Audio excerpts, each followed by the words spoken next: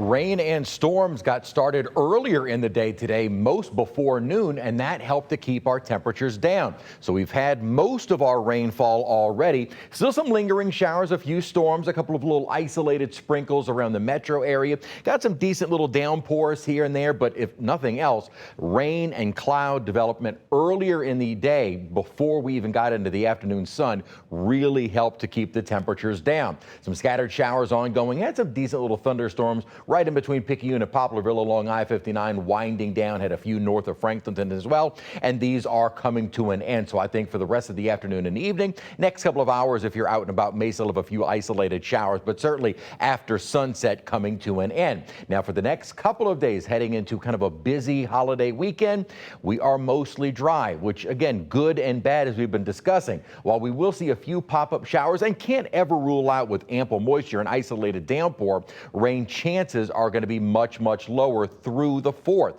Sunday, they do start to increase a little bit, but even that, 40–50%. So that means those temperatures go unchecked. Stay hydrated and use caution if you're out in the sun during the peak heat hours. Get into the shade, sunscreen, all of the above. We're still very much dominated by that upper high, but it is already starting to kind of erode a bit. And underneath what had been more the southern periphery of that high, we're starting to get these little weak upper disturbances. So the high itself is now a little bit more centered a bit farther north. While we still have some heat advisories in parts of the deep south, a lot of the heat threat has shifted a little bit more toward the Ohio Valley and northeast. They are directly under that high and will likely continue into the next couple of days. That high, though, as we head into the holiday weekend, does start to kind of fall apart and shift out into the East Coast. So that does mean we will start to see some heat relief, probably not in time for the 4th, but I do think a lot of, especially the Ohio Valley, will start to see some relief.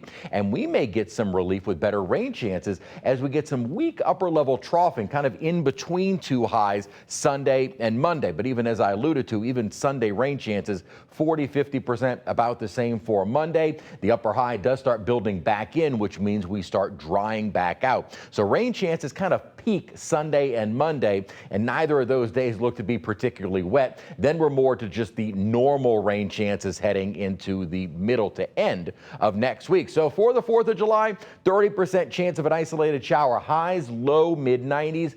Heat indices into that 105 to 110 range. So use caution for anything outdoors. At the moment, a little bit more sunshine trying to peek through. 85-degree temperature with a dew point of 75. So humidity is still up there, but temperatures at this part of the afternoon on July 2nd is not bad. You're 78 in Poplarville, well, showing you that thunderstorm, but 90 in Slidell and mid-80s across the metro area. Dew points are in the 70s, so still muggy, but the heat indices are at least a little bit more manageable where we have had those late afternoon showers. Out in the tropics, we are not expecting any development over the next 7 days, and most long-range model guidance indicates we should stay fairly quiet even as we continue toward mid-July. Again, we're still in the quieter part of the season. Activity doesn't ramp up until mid-August. 94-hour high tomorrow, 30% chance for rain, 20% more isolated in nature. But again, with ample moisture, any showers that do develop can be heavy downpours, although coverage is going to be much